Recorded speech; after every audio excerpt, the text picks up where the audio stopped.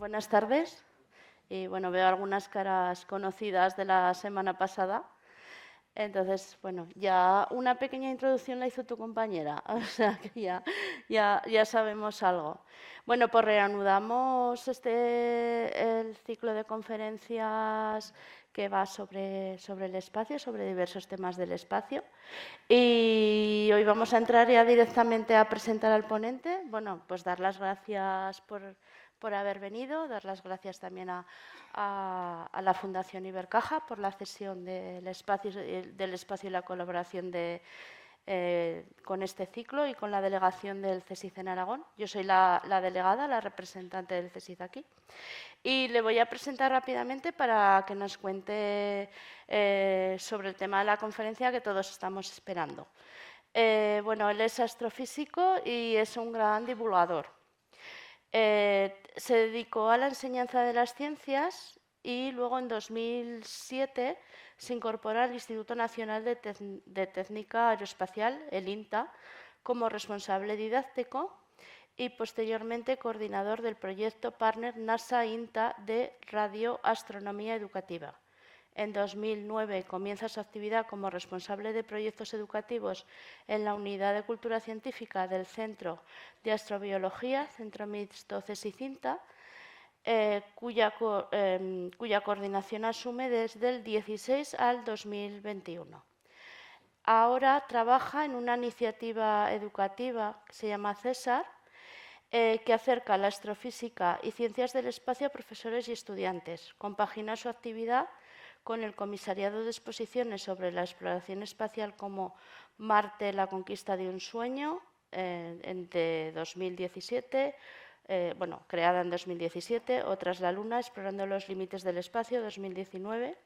Es autor del libro Marte y el enigma de la vida, que lo hizo en 2020 y bueno, es de la colección que lleva el título del ciclo, ¿no? ¿Qué sabemos de? Hay una colección de libros y es uno de los libros de la colección y es miembro del Grupo de Enseñanza y Divulgación de la Astronomía en la Sociedad Española de Astronomía, SEA, y punto nacional de contacto de la Oficina para la Educación en Astronomía de la Unión Astronómica Internacional.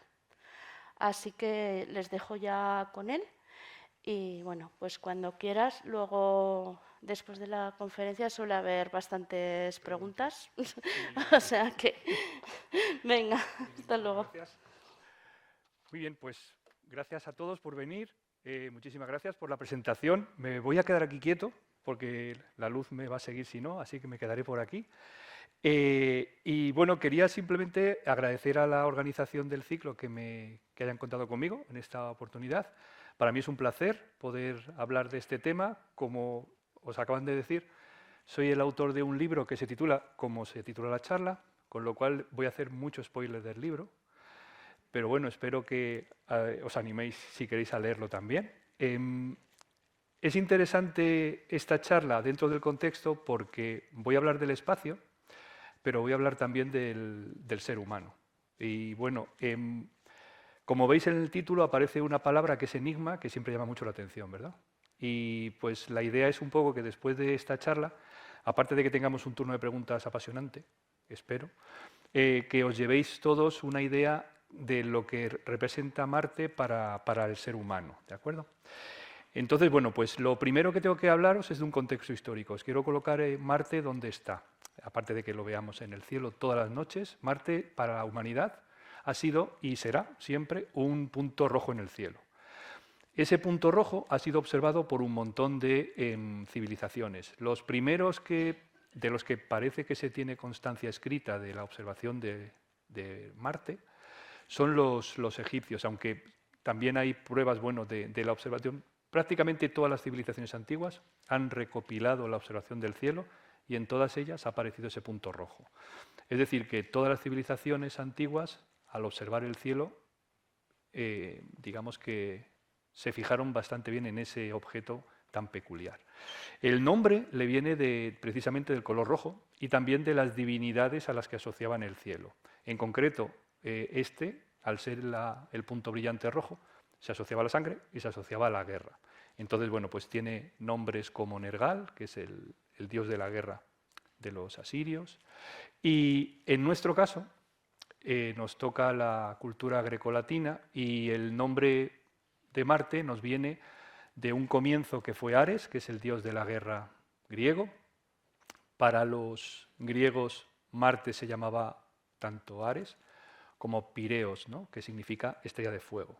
Tanto el fuego como la sangre, la guerra, era un poco lo que llamaba la atención. Los chinos, por ejemplo, el nombre que tenía en chino tiene que ver con el fuego. Los árabes lo llaman Al-Mirrik, que significa gran guerrero. Bueno, hay nombres que tienen que ver con la guerra, ya veis, y con el fuego.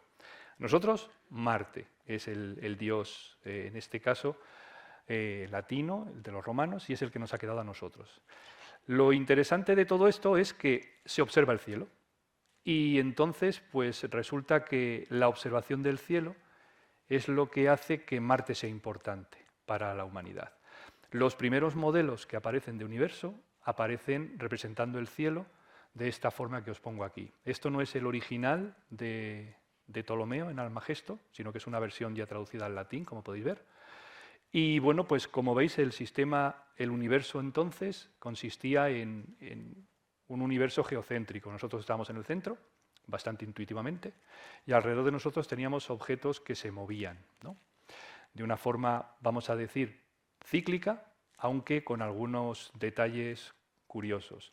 Y esos son los que veis en esta primera representación. Si os fijáis, en la Tierra, a partir de ella vemos diferentes objetos en el cielo, y todos ellos, bueno, veis que tienen nombre: la Luna, Mercurio, Venus, el Sol, Marte, Júpiter, Saturno. Luego aparecen aquí constelaciones, que son las constelaciones en las que estos puntos se mueven en el cielo, ¿vale? Son las constelaciones que llamamos del zodiaco.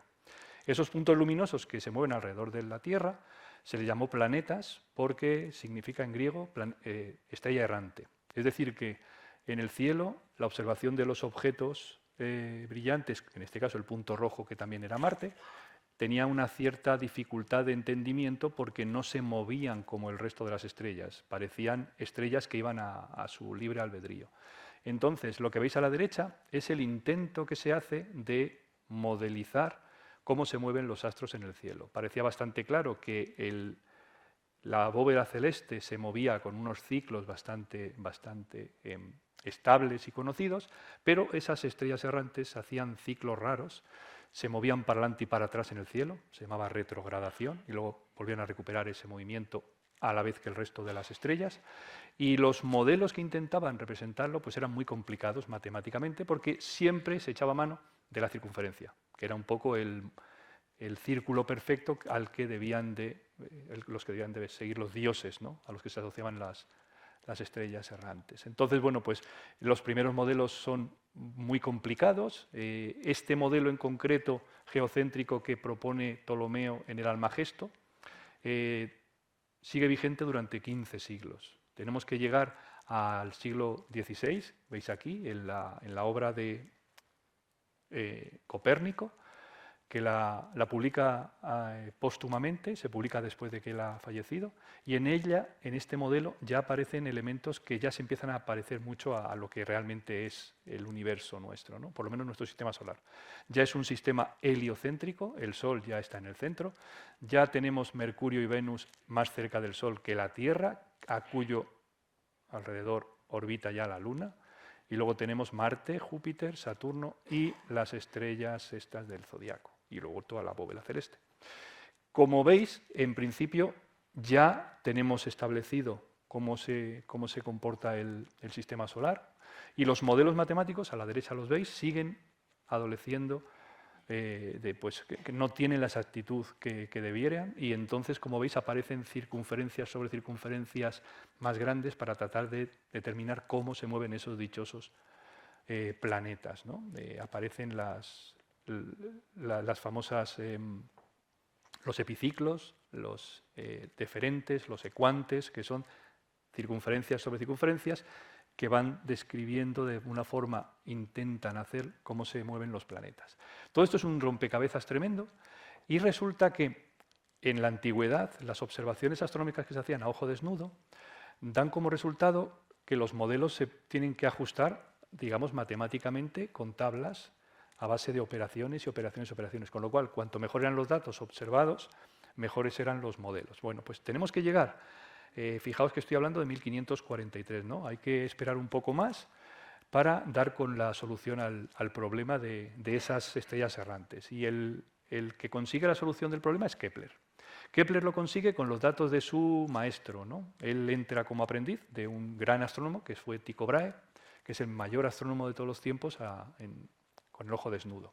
Entonces, como veis aquí, el título del libro donde Kepler explica cómo funciona el sistema solar y explica cómo se mueven los planetas, tiene un título la mar de atractivo, ¿verdad?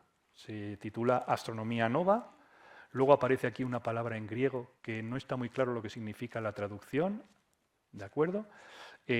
Parece que es por medio de la razón, astronomía nova por medio de la razón, o utilizando la razón, sobre la física celeste de los movimientos de las estrellas, utilizando el movimiento de la estrella Marte con observaciones obtenidas por Tycho Brahe. Ese es el título. Y bueno, se lo dedica al emperador. Y bueno, pues en principio, como veis, aquí él establece cómo es el movimiento de los planetas. Y él establece que no son circunferencias, sino que son elipses. Y como veis, quiero que os fijéis bien que la palabra Marte aparece bien grande en todo el libro, porque es el responsable de que haya dado con la clave. Precisamente Marte tiene la órbita más excéntrica de todos los puntos más brillantes, y precisamente las observaciones de Tycho Brahe tan exactas le permiten a Kepler determinar que la órbita de los planetas no es una circunferencia, sino que es, según dice él en el libro, un óvalo. ¿De acuerdo? Gracias a eso descubrimos cómo se mueven los planetas. En esencia, utilizando las dos leyes que él escribe aquí, que no las titula leyes, sino los principios que él establece aquí, junto con otro, que el tercero, que lo publica unos años después, en otro libro que se titula Harmonices Mundi. Con esos tres principios matemáticos somos capaces de enviar naves espaciales a otros planetas. Es decir, gracias al estudio de Marte, entre otras cosas, hemos sido capaces de determinar cómo es el cielo hasta el punto de poder controlar la manera en la que podemos enviar misiones espaciales a esos planetas. Como veis, es una cosa bastante curiosa si uno le da la importancia que debe, el hecho de que alguien en el comienzo del XVII diera con la clave para que nosotros en el siglo XXI, yo en concreto, ahora os esté hablando de este planeta, ¿no?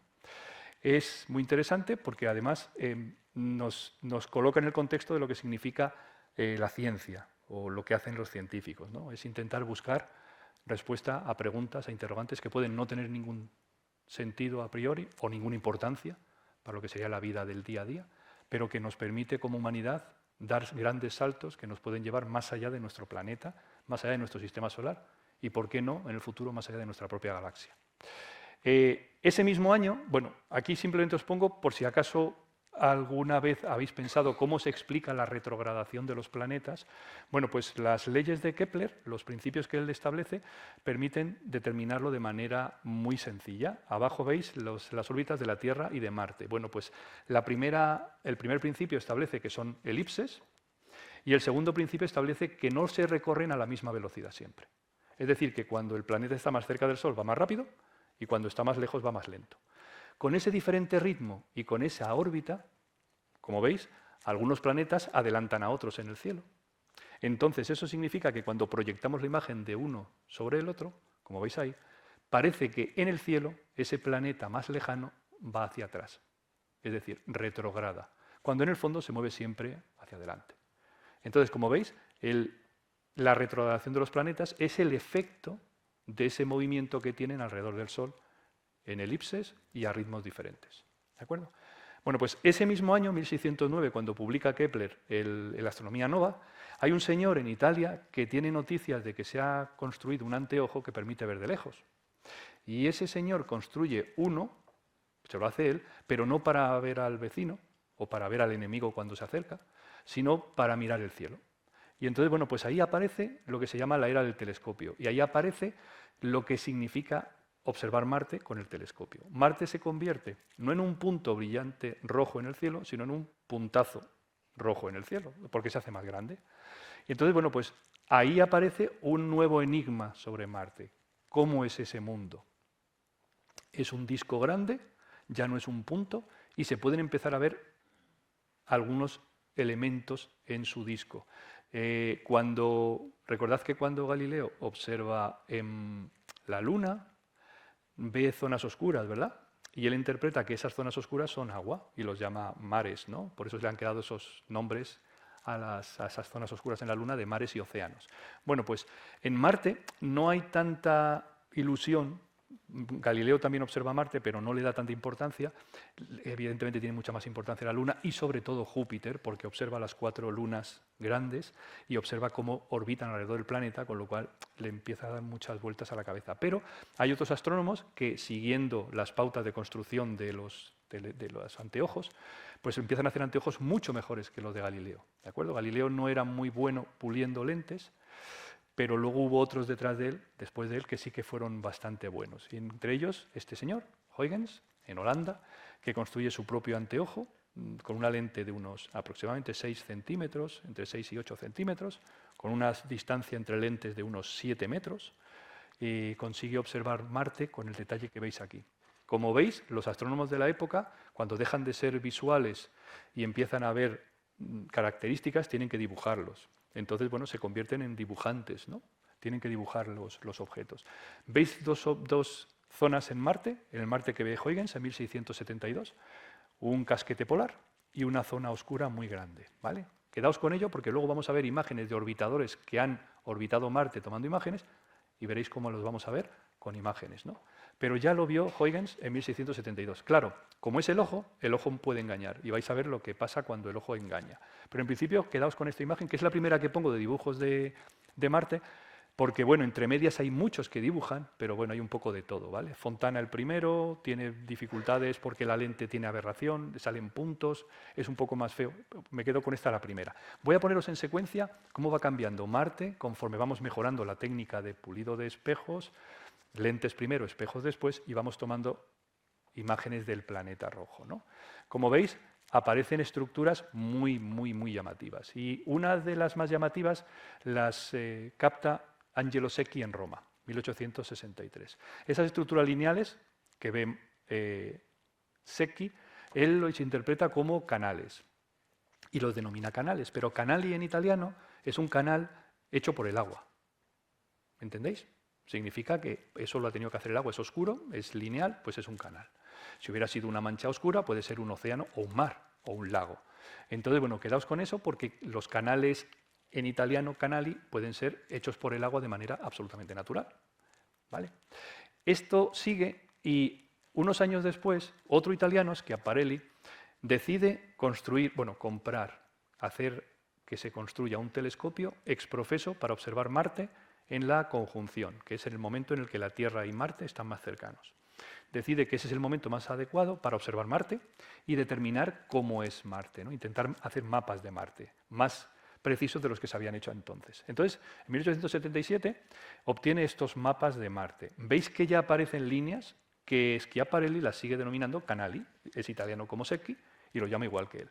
Y él tampoco establece nada más allá de que estén hechos por el agua, ¿vale?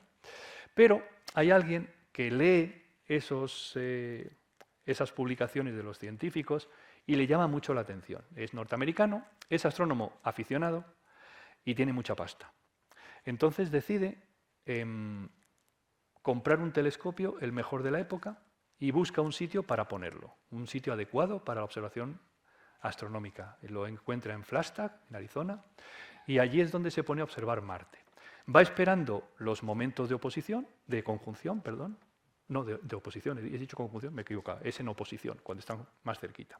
Vale, espera esos momentos de oposición para observar Marte, y entonces eso ocurre cada 26 meses. Y él va de manera sistemática observando Marte. Bueno, pues los canali que observa Schiaparelli no son nada en comparación con los canals que observa Lowell. Él lo denomina canals, no channel, que sería en inglés como se hablaría de un canal hecho por el agua, de manera natural, sino canals, que es algo hecho, es profeso, como ingeniería, ¿de acuerdo? Con una obra, vamos a decir, humana. Y como veis, para Lowell, Marte estaba lleno de canales. Y él determinaba que los casquetes polares eran los lugares donde podía haber agua y se tenían que llevar a otras zonas. Entonces, bueno, pues él establece toda una teoría donde hay una grandísima civilización marciana, que es la que construye esto. Fijaos que la época es una época en la que en la Tierra no hay grandes construcciones de ingeniería. Sí que hay algunas, que es el Canal de Suez, que se hace en mediados del siglo XIX. Claro, esa construcción del Canal de Suez, que fue un logro tremendo para la ingeniería, es mínimo, porque los kilómetros del Canal de Suez son decenas de kilómetros. Fijaos estos canales que tienen miles de kilómetros. Entonces, imaginad la comparación de cómo son los ingenieros marcianos en comparación con los mindundis de los terrestres, ¿no? Los terrícolas somos unos mindundis, los marcianos son la caña de... Entonces, bueno, pues en principio eso establece ahí un punto de una controversia tremenda a nivel científico entre la comunidad científica, que no veía canales, o no tantos como Lowell, y Lowell y los suyos que estaban como lanzados a la aventura. Claro, ¿qué ocurre? Que cuando uno ve los dibujos de Lowell en esa época, uno lo puede comparar con las fotos que empieza a ver. En esa época ya, principios del 20, la fotografía en astronomía ya se empieza a utilizar. Y mirad la comparativa de dos fotografías de Marte en el mismo momento del giro, ¿vale? Fijaos cómo aquí Marte tiene estas estructuras dibujadas por Lowell y fijaos aquí como en la foto parece que el casquete polar se ve, las zonas oscuras parece que se ven, pero los canales desde luego no se ven para nada. Entonces esa es la gran controversia, ¿no? Claro, ¿quién gana? Pues gana Lowell. ¿Quién va a ganar? Si está contando historias como esta que veis aquí, mirad el telescopio que tenía. Ya os digo que era el mejor de la época. Este pedazo de telescopio con una lente de 55 centímetros era bestial. Si con eso lo estaba el señor Lowell viendo Marte, pues todo el mundo tenía que creérselo, ¿no? La opinión pública, desde luego, le hizo caso. Fijaos lo que habla de los marcianos construyen 2 inmensos canales en 2 años. Claro, el tiempo que ha esperado él, que los planetas de cenoposición ha observado y ha dicho, mirad, en estos 2 años que he estado sin mirar Marte, he vuelto a mirar y se han dado una prisa que no os podéis imaginar, ¿vale? Estos no tienen los problemas que nosotros, ¿de acuerdo? Los sobrecostes no sé, pero en principio veis que lo cumplían plazos. Y bueno, veis que es en el New York Times, en el dominical, y bueno, pues como veis, este tipo de cosas son las que hacen que la fiebre marciana surja y de qué manera, ¿no? Aquí en la izquierda, veis, lo he tachado porque me da vergüenza, pero la primera palabra dice los científicos. Pero bueno, la he cortado. Los científicos están de acuerdo en que los marcianos son una superraza y creen que el planeta puede estar enviándonos señales. ¿De acuerdo? ¿Cómo se os queda el cuerpo? Veis que no hay fotografía, ponen una foto, un dibujo, ¿de acuerdo?, de los marcianos mirándonos. Y el otro ya se os cae, ¿verdad? Se os cae la... Marte está habitado por un organismo vegetal que además piensa. Bueno, como veis, son pues locuras que van surgiendo y eso hace que aparezca la ciencia ficción. Y con la ciencia ficción aparece pues todo el imaginario marciano, ¿vale? Todas estas que os pongo son solamente del primer cuarto del siglo XX, hasta 1925. Me paro ahí, no hace falta seguir porque ya las otras a lo mejor ya las conocéis. Estas, como las conocéis menos, os las pongo aquí. Todas estas obras que veis aquí, que son de todas las culturas, ¿lo veis? Todas las culturas, no solamente los americanos y los anglosajones, también todo el resto de culturas, ¿vale? En todas ellas, Marte o la historia centrada en Marte es buena. Estela, una historia de amor entre un marciano y una terrícola. ¿Vale? Aelita, la reina de Marte, la princesa de Marte, que es de John Carter, ¿vale? El héroe que salva a la dama. ¿De acuerdo? Bueno, pues digamos que son historias bonitas. Menos una, que encima es anterior a todas estas, que es la Guerra de los Mundos. La Guerra de los Mundos es la que hace que los marcianos sean malos. ¿Vale? Los marcianos son malos. Malos, malísimos. Entonces, bueno, pues esto también genera, también en nuestro imaginario, ¿no? Los marcianos son malos, vienen a la Tierra a matarnos y encima mirad cómo son los marcianos, ¿vale? O sea, los marcianos son esta cosa, ¿de acuerdo? O sea, que malos y feos. Tenemos también en esa época cine, mudo, hubiera molado con sonido, pero bueno, mudo. Himmelskibet, viaje a Marte. El Marte de Lowell, ¿veis? Y el avión que viaja a Marte, que es el Excelsior, que veis aquí, es este avión, ¿de acuerdo? 1918, pues evidentemente la tecnología puntera de la época. En esta historia, Los terrícolas que van a Marte se encuentran con una civilización pacífica, pacifista y vegana, ¿vale? Se enamoran, evidentemente, las historias son bonitas, el capitán y la princesa marciana. Y bueno, mirad la época, Primera Guerra Mundial, veis un poco el alegato pacifista, ¿no? Pero bueno, en principio, como veis, es un poco de todo. Veis la estética de la tripulación que será, no creo que se parezca a la que irá realmente a Marte, ¿no? En unas décadas, si todo va bien. O a Elita, la reina de Marte, que es un año después de publicar el libro, sale la película. ¿Veis? En el año 1924, ya estamos ahí. Fijaos la estética, cómo se os queda el cuerpo, mirad la película, cómo es Marte. Aelita es una reina en Marte que tiene un, vamos a decir, como una especie de consejero que quiere instaurar una dictadura, ¿vale? Y entonces la reina pues no está muy por la labor y conoce a un ingeniero soviético que la ayuda a hacer una revolución social en Marte, ¿vale? ¿Veis cómo vamos colocando nuestro imaginario, cultura, en lo que sería el imaginario marciano? Bueno, pues esos son los diferentes elementos que vamos viendo. También, evidentemente, a veces el imaginario lo intentamos colocar con datos reales. Si Marte tiene menos gravedad que la Tierra, los marcianos son más altos. Si Marte tiene un aire que no es respirable, los marcianos tienen unos pulmones muy grandes. Si Marte tiene mucho polvo y nos impide mirar, pues veis que tienen como unas trompas para que el polvo no se cuele. Si el sonido en Marte, porque la densidad de la atmósfera es menor, el sonido se transmite diferente, las orejas de los marcianos y los sistemas de comunicación son diferentes, ¿veis? Vamos cogiendo elementos que también son reales, pero los metemos en un imaginario brutal. Como los seres humanos no pueden respirar el aire de Marte, les ponemos una protección. Ese tipo de cuestiones son las que veis que van apareciendo.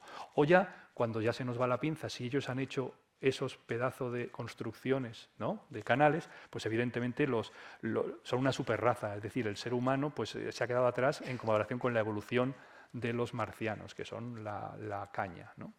También eso tiene que ver un poco con esos modelos antiguos que decían que la evolución de los planetas era diferente según estaban más lejos de la estrella, con lo cual digamos que Marte estaba más evolucionado respecto a la Tierra, que estaba más cerca del Sol.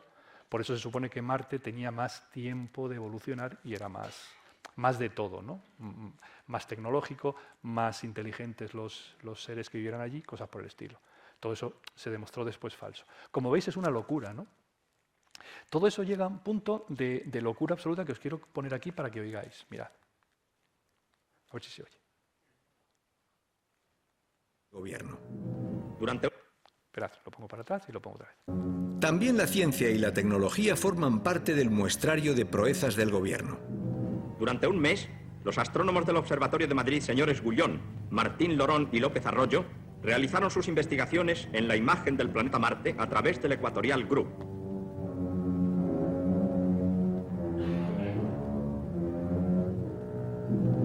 En Marte hay vida vegetal y aún posiblemente vida animal rudimentaria. En la actualidad repercute sobre su meteorología el estado de actividad solar en ritmo creciente y son frecuentes sobre su superficie fuertes vientos que levantan gigantescas nubes de polvo.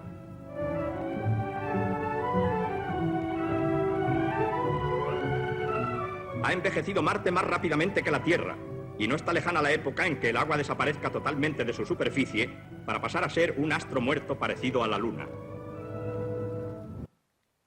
Y veis, 1956, que está aquí. Entonces, como veis, bueno, pues esto era un imaginario muy fuerte, ¿no? La comunidad científica, desde luego, no se lo creía y había muchísimas resistencias a creer esas teorías que planteaba Lowell. Pero claro, Lowell tenía la opinión pública y luego pues todo el imaginario popular. Todo esto, claro, al final tiene pues un fin que tiene que darlo de nuevo la ciencia, y es un nuevo salto. Habéis visto que primero miramos cada vez mejor, empezamos a observar con telescopio, empezamos a tomar datos cada vez mejores y ya tenemos la capacidad de enviar misiones espaciales. Y esas misiones espaciales se empiezan a enviar de los años 60.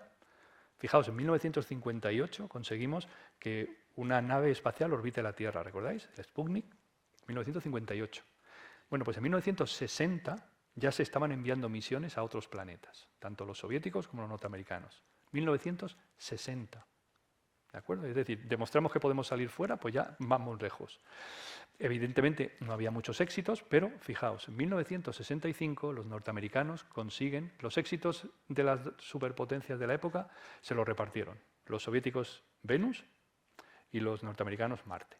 Entonces, bueno, pues los norteamericanos consiguen sobrevolar Marte en 1965 y en ese sobrevuelo que iba toda pastilla a la nave fue tomando fotos y tomó 21 imágenes. ¿Veis? Fue tomando imágenes y esas imágenes las envió a la Tierra. Entonces, cuando recibimos las imágenes, miramos y o no hay canales, o no hay vida, no hay nadie diciéndonos nada, no hay nadie mandándonos señales. Y, por desgracia, parece más la Luna que la Tierra. Es decir, que hubo una especie de como que nos han pinchado el globo, ¿no? Y bueno, la verdad es que tampoco es para tanto, porque de nuevo nos encontramos con que Marte nos vuelve a poner delante de otro enigma, y es, aquí no tengo ahora mismo vida, pero oye, sigo siendo interesante. Y entonces, bueno, pues aparece, a partir de ese momento, digamos que Marte pasa a ser el imaginario marciano, el caldo de otras cocinas, pero en la parte de ciencia empezamos a tener un mundo por delante que descubrir. Y entonces las misiones espaciales que se van enviando desde entonces van buscando conocer mucho más ese planeta. Ya se conocía, pero se va conociendo mucho más. Evidentemente sabemos la distancia. Una cosa curiosa es que cuando muchas veces la gente me pregunta ¿y a cuánto estamos de Marte? Pues yo no sé, tengo que mirarlo. Dice, ¿cómo que lo tienes que mirar? Seguro que es un número. No, la distancia entre la Tierra y Marte cambia a cada segundo, porque la Tierra y Marte tienen la rara costumbre de no pararse nunca. Entonces, como se están moviendo todo el rato, pues la distancia varía. Así que en cada momento pues está a una distancia. Yo tengo aquí en el móvil una aplicación, si alguien quiere saberlo, luego en las preguntas lo miro y se lo digo a cuánta distancia estamos de Marte, ahora mismo. ¿Vale? Pero bueno, esa es la distancia respecto al Sol, ¿veis? Estamos más lejos del Sol. ¿De acuerdo? Eso significa que la radiación que nos llega del Sol es menor, el Sol que vemos en Marte es más pequeño. Si vais a Marte alguna vez, que sepáis que cuando tapáis con el dedo el Sol en la Tierra, en Marte lo tapáis más todavía, porque el Sol es más pequeñito, porque está más lejos. ¿Vale? En principio, esto habla mucho de las capacidades que puede tener Marte de albergar vida, ¿vale? O de, por ejemplo, de proporcionarnos energía a través del Sol cuando estemos en Marte los seres humanos en el futuro. La duración del año, como ya nos planteó Kepler, pues es variable. En el caso de Marte es mayor porque está más lejos del Sol, tarda más, ¿vale? Es aproximadamente el doble que el año terrestre. El tamaño, importante, vale, no me saquéis de contexto esta frase. Es más pequeño Marte que la Tierra, es la mitad. Cuando hablamos o cuando oímos a gente que nos dice vamos a terraformar Marte, pues lo llevas claro, chaval, porque te hace falta mucha masa si quieres terraformar. No me refiero a terraformar, a hacerlo Tierra. Quiero hacerlo como la Tierra, vale, pues a lo mejor hay que decirle otro nombre, pero en principio, si queremos convertir Marte en la Tierra, tenemos que saber que es más pequeño, por lo tanto tiene menos gravedad. ¿De acuerdo? Tienes menos material, a lo mejor tiene menos minerales, no tiene la capacidad de presiones altas para conseguir minerales frente a la Tierra, que sí la tiene, cosas por el estilo. ¿Veis? También jugad con los tres tamaños para que recordéis siempre las gravedades. ¿De acuerdo? Marte la mitad de la Tierra y la Luna la mitad de Marte. ¿Vale? Entonces, fijaos, bueno, en volumen, 6,5 caben dentro, 6 Martes y medio dentro de la Tierra, y la masa es 1/10. Con esa masa menor, la gravedad es menor, es 1/3. Es decir, que algo que en la Tierra pesa 100 kilos, en Marte pesa 38. Si yo peso 100 kilos y cojo mi báscula y me peso en la Tierra, la báscula marca 100. Me cojo la báscula, yo mismo, me voy a Marte sin hacer nada, pongo la báscula en el suelo de Marte, me subo y marca 38. Y sigo siendo el mismo. ¿Vale? Es decir, liposucción gratis. Si queréis hacer un negocio en Marte, hablad con Elon Musk, una clínica de adelgazamiento. No tenéis que hacer nada. Además, el material de la Tierra os vale en Marte. ¿Vale? No hay que hacer nada raro. Me atrae menos. Y en la Luna, la mitad. Es decir, en la Luna sería 6 veces menos. O sea, una persona de 100 kilos, en la Luna 16. ¿Vale? Por eso en las misiones Apolo, los señores que iban en los trajes en la Luna pegando saltos, no pueden hacerlo en la Tierra, porque en la Luna ese traje les pesaba 6 veces menos que en la Tierra, que les pesaba entre 90 y 100 kilos. Así que esos señores no estaban fingiendo estar en la Tierra, ¿vale? Estaban en la Luna, porque si no, no podrían hacer eso con ese traje. También esto de conseguir hacer cosas en Marte que no hacemos en la Tierra es verdad, porque físicamente no cambiamos. Es decir, que en Marte una persona podrá acarrear pesos mucho más fácilmente que en la Tierra, ¿vale? También significará que lo que pesa mucho en la Tierra pesará menos en Marte. Digo, para cargarlo, ¿de acuerdo? En cosas de construcción y tal. Evidentemente, las temperaturas son diferentes. La atmósfera en Marte es muy fría. Es muy tenue y es muy fría. Su temperatura media es de 60 bajo cero. 60 bajo cero. Así que cuando veáis fotos de Marte que sean desiertos, vale, son desiertos, pero muy fríos. Eso significa que los aparatos que funcionan en Marte tienen que funcionar en esa temperatura. De lo que tenemos todos aquí ahora mismo a mano, nada funcionaría en Marte. No podría. Así que todo lo que estamos enviando a Marte no lo hemos comprado. Así que no me ha costado dinero hacer cosas en Marte. Invierto en construir cosas que funcionen en Marte. ¿Entendéis? Así que yo no os hablaré de lo que cuesta una misión, sino de lo que se ha invertido para llevar esa cosa a Marte, o a Venus, o a donde toque. Es decir, que es una inversión porque hace falta construirlo de cero, no existe. Lo hemos tenido que diseñar. Y eso lo han diseñado personas que han cobrado sueldos por hacerlo. Y ahí se va toda la pasta, en contratos con empresas y en sueldos de las personas que lo hacen. Y que luego lo hacen funcionar. La composición de la atmósfera no es respirable para nosotros. Hay organismos en la Tierra que en Marte estarían muy bien. Aparte de por no quitarse la guerra que le damos nosotros, pero en principio que estaría muy bien en Marte. La composición de la atmósfera de Marte es sobre todo dióxido de carbono, ¿de acuerdo? Y luego, como veis aquí, es 100 veces menos densa la de Marte. Es muy tenue, ¿vale?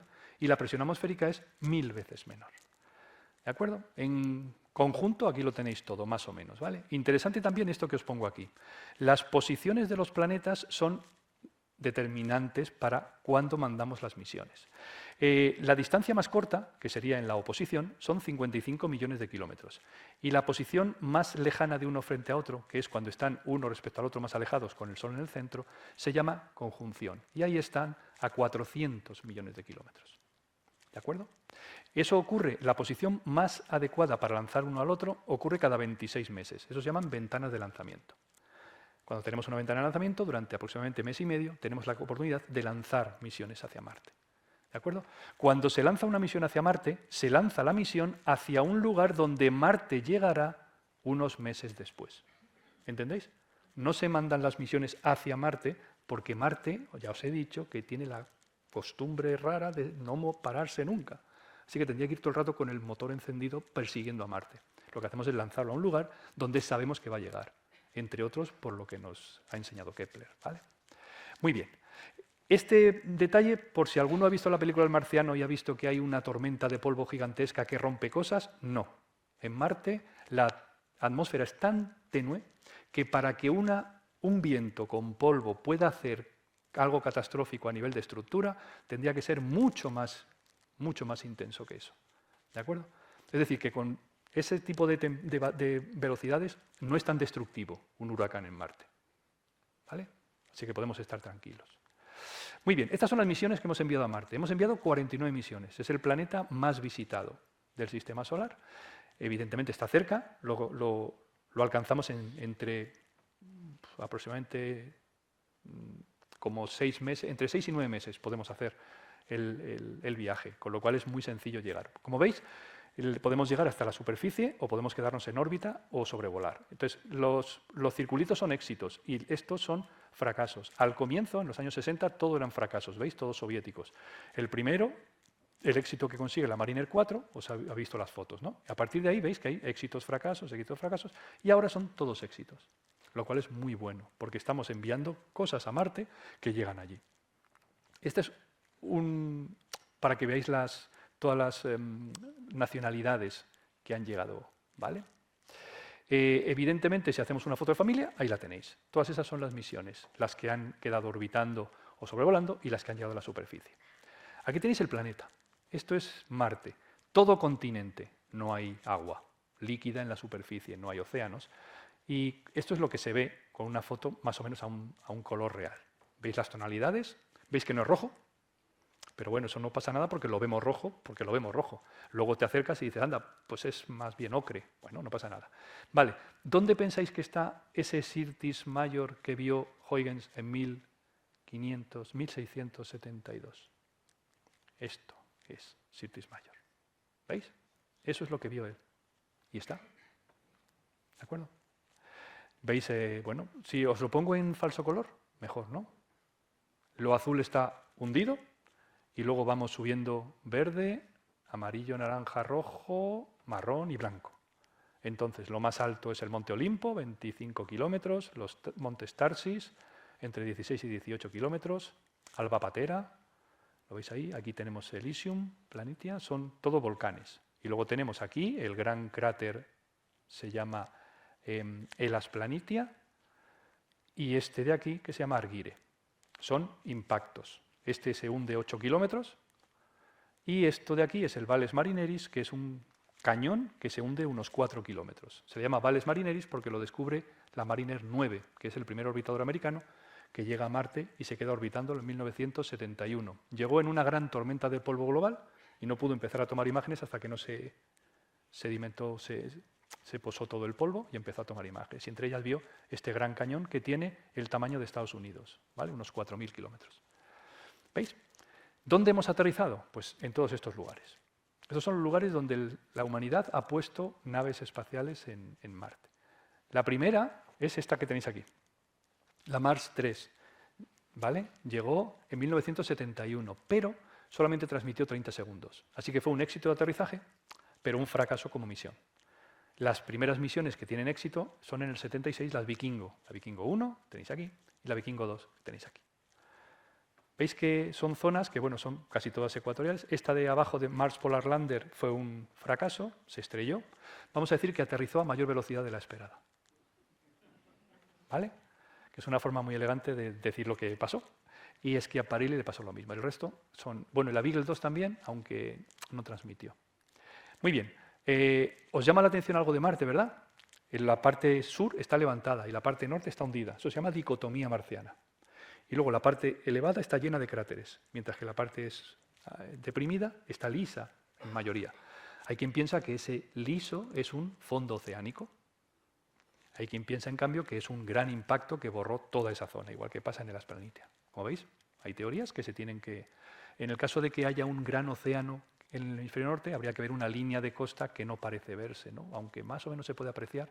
Pero bueno, esto de aquí, que es se llama el saliente de Tarsis, es un bulto que le ha salido al planeta de toda la lava que ha salido por los volcanes. ¿De acuerdo? Como Marte no tiene tectónica de placas, no tiene deriva continental, la salida del magma se hace siempre en el mismo sitio. No va saliendo y la placa se desplaza y sale otro y la placa se desplaza y sale un archipiélago, como Canarias, un archipiélago, como Hawái, que uno sabe cuál sale primero y cuál sale después, ¿no? La más reciente es La Palma, así que sabemos cómo son los viejos. Bueno, aquí no hay desplazamiento de ninguna placa, con lo cual la lava siempre en el mismo sitio. Son grandes volcanes, ¿de acuerdo? Muy bien, aquí tenéis imágenes. Mirad, estas fueron las Vikingo, la 1 y la 2 son gemelas.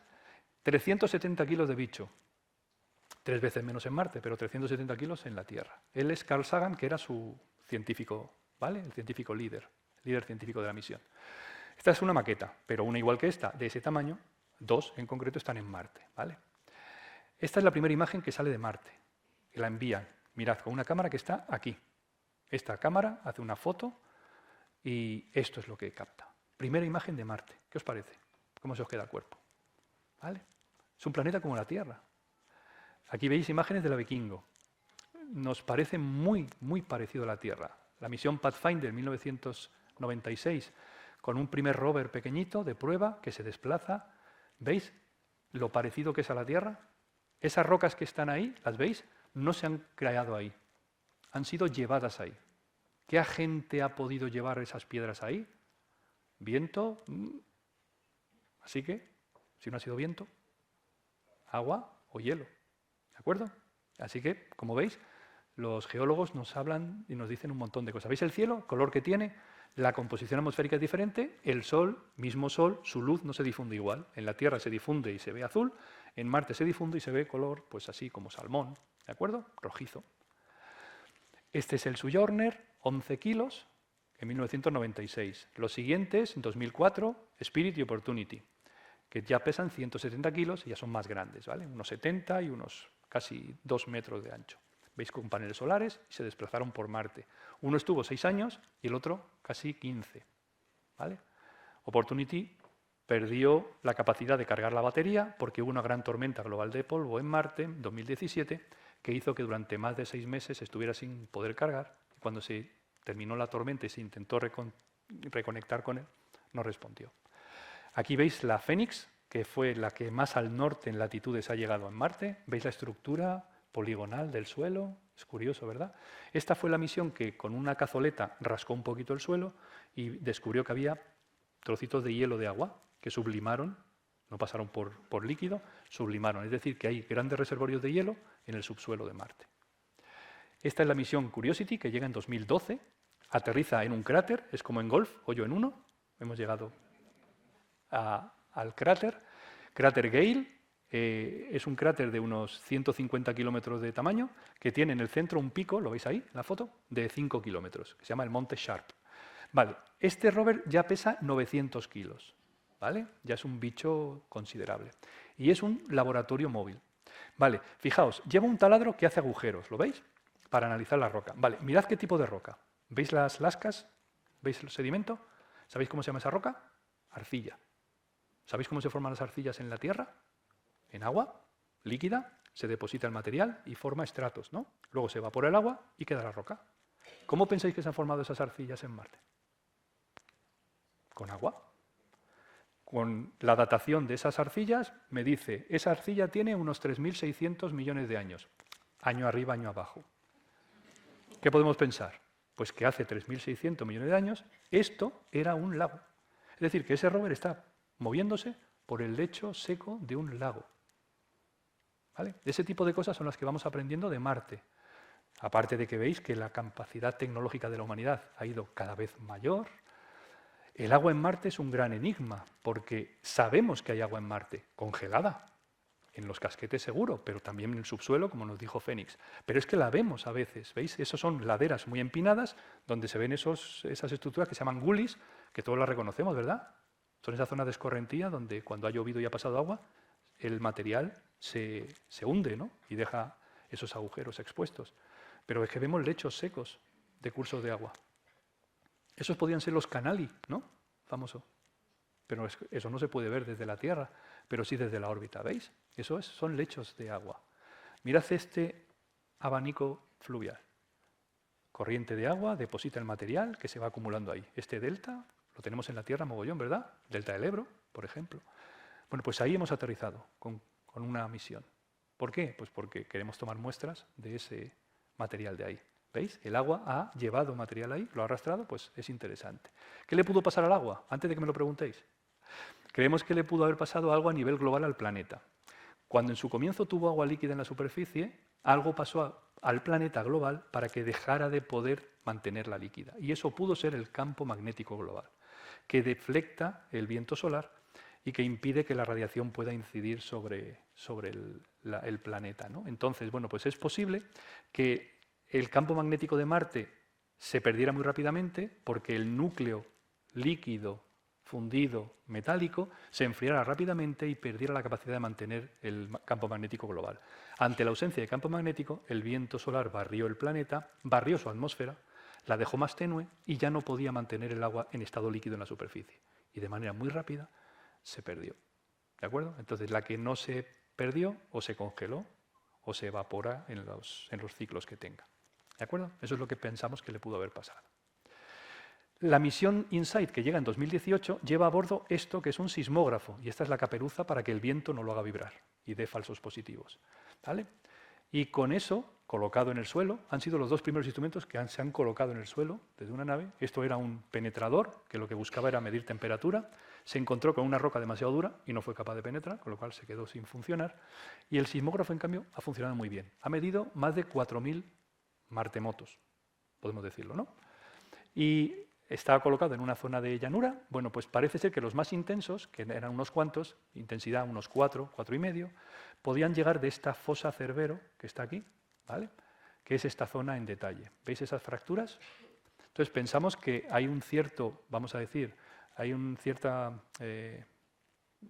capacidad sísmica que es residual, que tiene que ver pues, con lo que puede ser cuestiones magmáticas que pueda tener, ¿no? Estructuras ahí, no tanto de placas tectónicas que se frotan, sino de elementos de magma que están abajo, vamos a decir, latentes y funcionando todavía, ¿vale? Y activos. Eso nos da para pensar cómo puede ser el núcleo de Marte, ¿vale? Esta es una estimación de lo que podría ser el núcleo, aunque no está muy claro tampoco, ¿vale? No está muy claro. Pero bueno, es curioso porque a través de los maremotos podemos deducir ese tipo de cosas. Ahora, por ejemplo, InSight veis que ya no funciona porque el polvo acumulado en los paneles no hemos podido eliminarlo y por lo tanto ya no puede recargar baterías. Y el año 20 se enviaron 3 misiones. Y con eso estoy llegando a la parte final para poneros un poco en antecedentes de lo que es el futuro. Estas 3 misiones fueron un éxito. La misión de Emiratos Árabes Unidos, HOPE, que es un orbitador, los chinos que fueron con todo, con una plataforma, con un rover y con un orbitador, y Perseverance, que era lo que os he dicho de la misión norteamericana. Los chinos llegaron con éxito, ahí tenéis el rover. Los americanos tienen un brazo robótico con cámara, se hacen selfies. Los chinos son más artesanales, dejan la cámara en el suelo y se echan para atrás, ¿vale? Pero bueno, como veis, en las fotos salen igual de guapos todos. Vale, este es Perseverance, que es igual que Curiosity, pero con otros instrumentos y ligeramente mejorado, sobre todo las ruedas. Pero mirad las cosas que lleva. Lleva un dron volador. Llevaba, ¿vale? Ha volado 72 veces, cuando estaba previsto que volara solo 5. Es decir, hemos conseguido volar en Marte. De hecho, ya se está planificando que los desplazamientos en Marte se puedan hacer volando, ¿vale? Hemos demostrado que funciona. ¿Qué ocurre? Que como la densidad es menor, los rotores tienen que funcionar más rápido. En concreto, 5 veces más rápido que en la Tierra, ¿vale? O sea que de 500 revoluciones por minuto a 2500 y conseguimos volar, ¿vale? También estamos tomando muestras de Marte. ¿Qué os parece? Así que Perseverance está con un taladro tomando testigos de roca y con ese taladro y esos testigos de roca, pues aquí veis una foto de esa roca, ¿no? Para que os hagáis una idea del tamañito que tenía y del lugar donde estaba. Pues los tubos con el testigo, algunos de ellos se están dejando en el suelo. Y la idea es, bueno, pues todos ellos están colocados en GPS, no los va a coger nadie, que se sepa. Y si los cogen, tenemos alguna pista por ahí, pero en principio no está previsto que nadie los coja, excepto nosotros cuando vayamos a recoger esas muestras, ¿vale? Llevamos ya, como veis, un 60% de muestras recogidas de la capacidad que tenemos de tubos. Hemos ido con tubos limitados. Y la idea es que vuelvan a la Tierra. Que vuelvan, si no han estado nunca. Que esas muestras que se han tomado se traigan a la Tierra, mejor dicho, ¿vale? Y bueno, la idea es en una misión triple, ¿vale? Ahora está el rover tomando muestras. La segunda irá con un elemento que aquí veis que es un rover, pero ya es un dron volador que lo recogerá, se pondrá en un cohete y se lanzará para la Tierra. Y otra tercera misión irá al encuentro, recogerá y lo traeremos para acá. No sabemos si a la ISS o a un lugar hiperprotegido para contaminación y cosas por el estilo. Pero eso es lo que se plantea. Esta misión está ahora mismo en ahí, como que lo mismo no, porque está siendo más cara de lo que se esperaba, porque hay muchos elementos ahí importantes que hay que tener en cuenta y que, bueno, pues que pueden ser peligrosos y que por lo tanto hay que contemplar. Entonces, bueno, está la cosa un poco ahí. Estas noticias últimas semanas están hablando de a ver qué pasa. Así que fijaos bien cuando se hable de la misión retorno de muestra de Marte. Es curioso porque es retorno cuando no han estado nunca, pero bueno, yo no digo nada. ¿Y qué va a ser de nosotros respecto a Marte? Bueno, pues aquí os pongo esta fecha. Esta fecha la mantengo, no la voy a tocar, ¿vale? Luego, si queréis abrir las preguntas, lo discutimos. Pero en principio lo que está claro es que vamos a tener que pasar por la Luna. Entonces, está planificada el proyecto Artemisa para ir a la Luna, lo sabéis, ¿no? Eso está en esta década. Se supone que para la década entre los 30 y los 40 se van a establecer base permanente en la Luna y una estación orbital lunar que se llama Gateway. Esta estación orbital lunar será el punto de salida de las misiones hacia Marte, ¿vale? No se lanzarán desde la Tierra, sino que se lanzarán desde la Luna, que es mucho más sencillo, ¿vale? Pero en principio la Luna es el paso intermedio para llegar a Marte. Pero si todo va bien, llegaremos en la década de los 40-50. Eso significa, como lo digo en el libro, y os hago spoiler, pero lo digo aquí también, que el primer ser humano que pise Marte ya ha nacido. Y eso mola. Y que sea un crío que está en primaria, más. Eso significa que tenemos que seguir insistiendo en que esto es la humanidad y que esto es lo que tenemos que hacer y que esto es lo que llevamos en los genes. Y que alguno de los críos que corretea por ahí, que vemos, que hablamos, yo hablo mucho con ellos, con lo cual yo tengo más posibilidades de que alguno de los que me oiga sea uno de los que... Pero que no dejéis de decirlo vosotros. Os encomiendo una tarea hoy. Habéis venido a escucharme, os habéis portado muy bien. Decidlo por ahí. Es posible que esté delante de vosotros. Y si esa semilla la podéis poner vosotros, luego no os podéis imaginar la satisfacción que os va a dar. ¿Vale? Así que recordadlo. El ser humano está, evidentemente, empujado por unas fuerzas que la curiosidad es una energía tremenda, y yo creo que Marte ha sido, es y será uno de los combustibles mejores que tiene el ser humano para seguir intentando buscar respuestas a este universo en el que vivimos. Y con eso termino. Muchas gracias.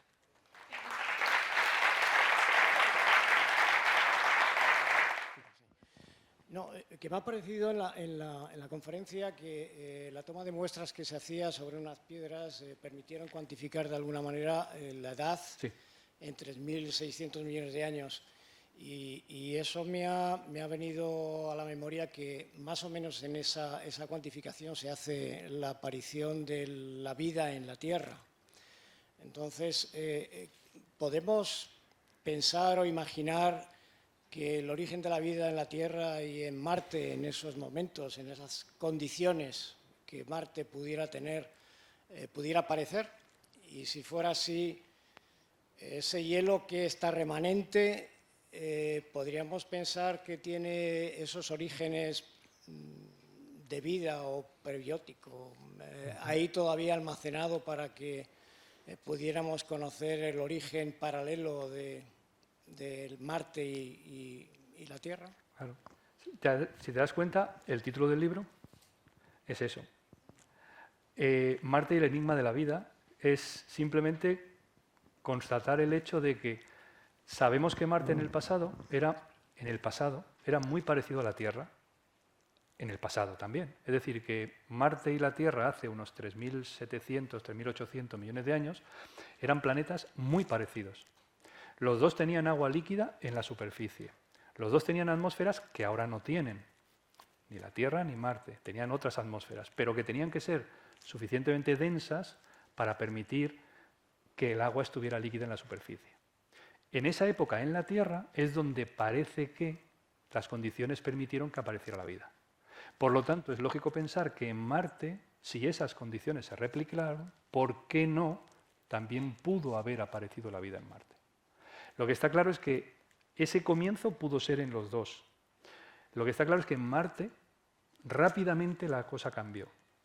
Y ese cambio rápido en Marte pudo provocar que ese árbol de la vida, que como en la Tierra surge en un organismo, la ramificación que ha tenido en la vida en Marte, en la Tierra, si habéis visto la charla de la semana pasada, ¿no? Hablar de la vida ramificada, de cómo se coloniza todo el planeta, todos los entornos, en Marte no tuvo tiempo. Entonces, el enigma que tenemos es que es posible que el origen de la vida en la Tierra no lo encontremos en la Tierra, sino que esté en Marte. ¿Por qué? Porque en la Tierra los rastros de la Tierra pasada no están, porque la Tierra geológicamente es activa y no se encuentran restos antiguos de la Tierra en la Tierra. En cambio, Marte, prácticamente todo el planeta es antiguo. No hay rocas nuevas, no se hacen rocas nuevas, no surge.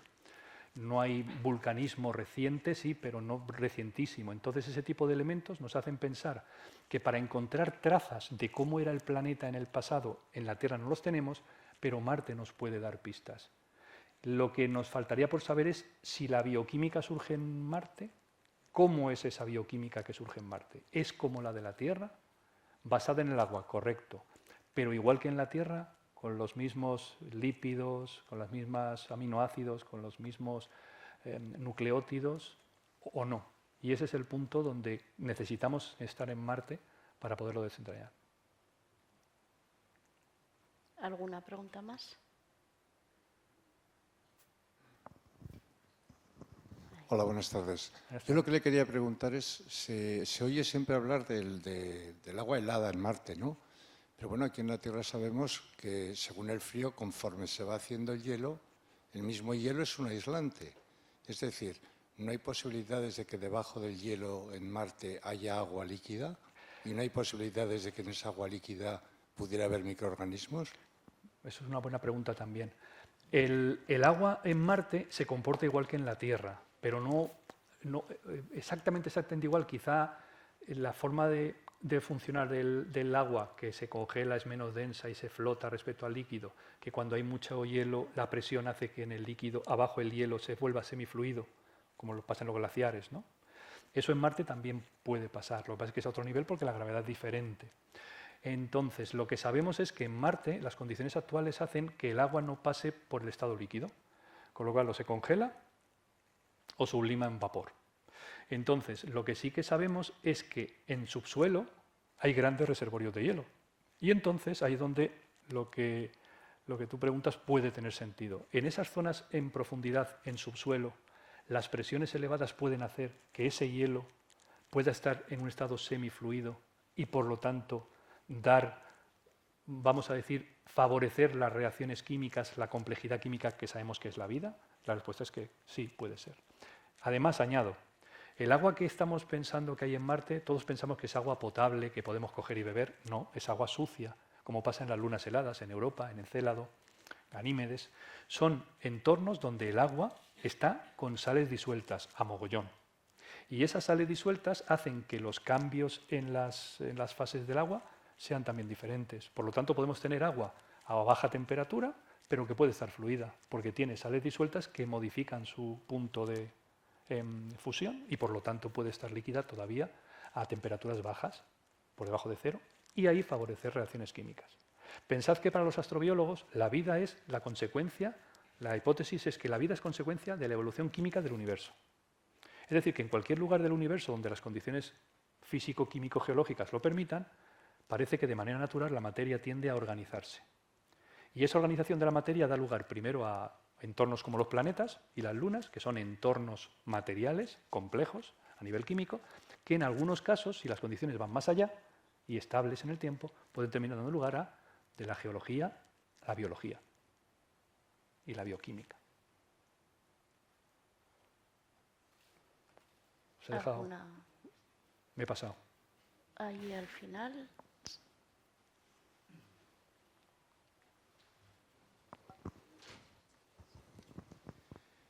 Uno aparte de las muestras que traiga el Perseverance, si tiene éxito toda la misión, sí que tenemos muchas muestras marcianas en la Tierra, ¿no? Y yo no desconozco completamente el tema, ¿no? Pero sí que me gustaría saber tu opinión y tu conocimiento, porque hace unos cuantos años se especuló mucho sobre el posible muestras que recordarían algunas estructuras biológicas antiguas en la Tierra, ¿no? De bacterias magnetotácticas que quedaron fosilizadas. Entonces, no sé en qué ha quedado esto y qué más nos cuentan los meteoritos marcianos. ¿No? Que creo que es la primera fuente, es una fuente muy deformada, ha sufrido mucho para llegar aquí, pero supongo que nos da una información muy interesante. Claro.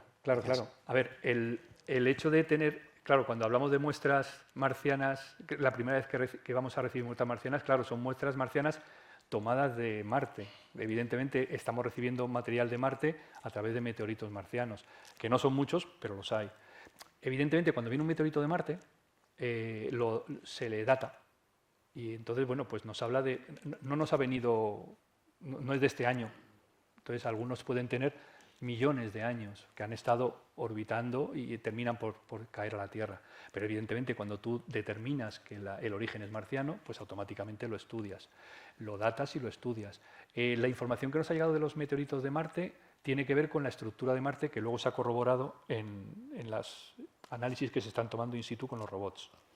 La determinación de si hay algún tipo de biología latente o pasada o fósil en Marte, todavía no se ha determinado, ni en meteoritos, ni en los estudios que se han hecho in situ, ¿vale?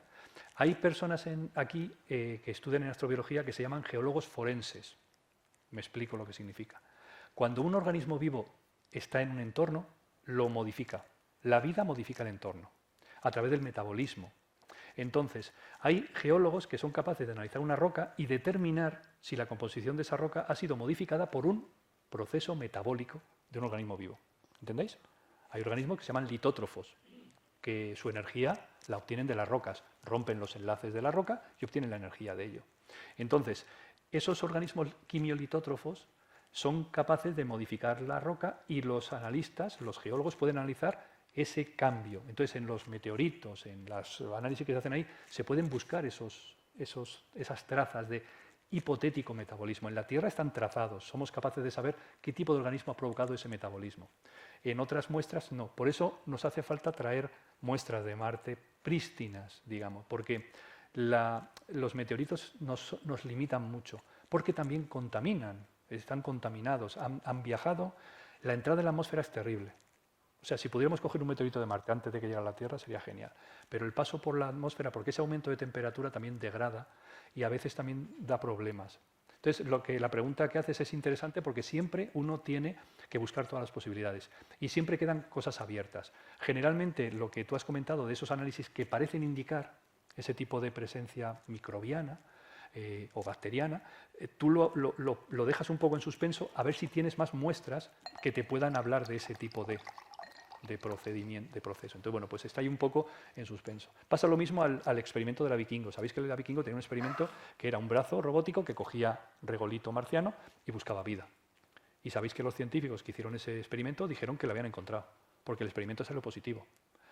Pero no se dieron cuenta de que no habían previsto la composición real del regolito marciano. Ellos hicieron el experimento suponiendo que el regolito marciano era de una composición, que no era la real. Entonces, el planteamiento del experimento les salió positivo, por lo tanto encontraron vida, pero no partieron de la base correcta del regolito real. Entonces, por eso se ha quedado también en suspenso. Entonces, todo ese tipo de pruebas, como siempre en ciencia, sabéis que lo que parece que es evidente tenemos que dejarlo en suspenso hasta que esté corroborado. Y pensad una cosa, encontrar vida tiene que ser irrefutable. No puede ser, pensamos que lo más seguro es que no, tiene que ser irrefutable. Cuando oís noticias de que se ha encontrado esto en tal exoplaneta, en tal no sé qué, por lo tanto hay vida, no. Si aparece una traza, una biofirma en algún lugar, tiene que ir asociada a muchas cosas más, porque la vida no es solamente una cosa. ¿De acuerdo? El que haya vida en un entorno hará que aparezcan estos compuestos, pero también estos, y también estos, que son todos un ciclo combinado de cosas. Y tiene que estar todo. Generalmente lo que pasa es que uno puede detectar algo antes que el resto de cosas, pero hasta que no encontramos todo el cuadro, es como mirar un cuadro solamente por trozos. Imaginad que yo os pongo aquí un cuadro y os hablo una cajita. Yo os digo, ¿de qué va este cuadro? Y vosotros, como veis una persona, decís, pues es una escena de gente, porque has visto, parecido ver una cara, pero haría falta más cosas para decir que es una... ¿no? Si son escenas de gente, pues habrá que ver cuerpos. Eso es lo que tenéis que pensar también en astrobiología. Pero es una pregunta interesante porque es verdad que los meteoritos marcianos nos dan mucha información. ¿Alguna más? Bueno, yo una así para terminar, porque no sé, yo creo que ya estamos en el límite de tiempo. Tú has nombrado, bueno, que las misiones han sido o de Estados Unidos o de los soviéticos, ¿no? Pero la misión del Perseverance, que es de la NASA, ahí participa un montón de gente, ¿no? Por ejemplo, hubo una noticia hace poco que el Perseverance llevaba tecnología CSI. ¿Nos puedes explicar en qué consistía? Sí, bueno, os diré una cosa, por si no lo sabéis. España tiene 3 instrumentos científicos en Marte. En cada misión de NASA, las 3 últimas, en Curiosity, en InSight y en Perseverance, en cada una de ellas hay un instrumento científico español, en concreto medioambiental. Es la estación medioambiental que toma datos ambientales de Marte, en las 3 son españolas 100%. Y hemos sido el único país de la historia que ha tenido 3 a la vez.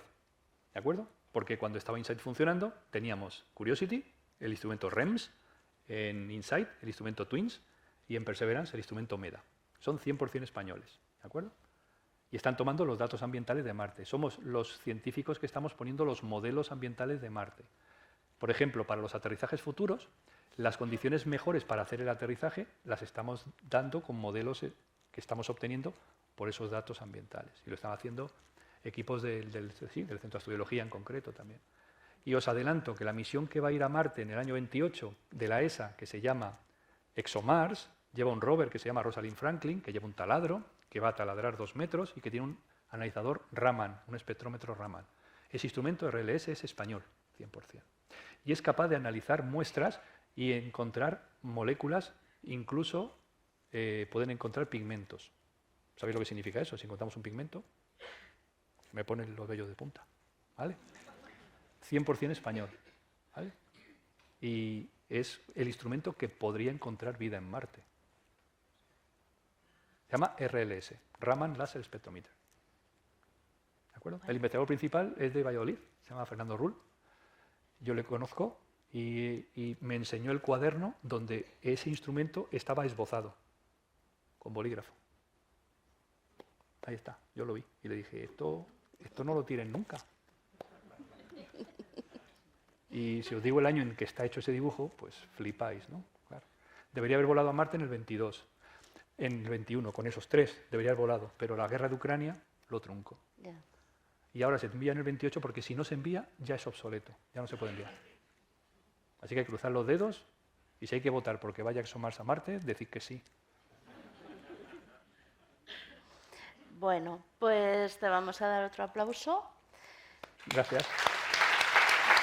Gracias. Y bueno, gracias al público por la asistencia y nos queda la tercera conferencia el próximo miércoles del telescopio James Webb. O sea, y ya está la sala bastante, no lo perdáis. bastante llena. No lo Además perdáis. es un investigador que es del Instituto de Astrofísica de Andalucía, pero que está aquí en Zaragoza. Sí, sí, no lo perdáis, que está muy bien, muy bien. Además el web, hay muchas cosas interesantes. Os va a gustar. Muy bien. Gracias por venir. Hasta el próximo día.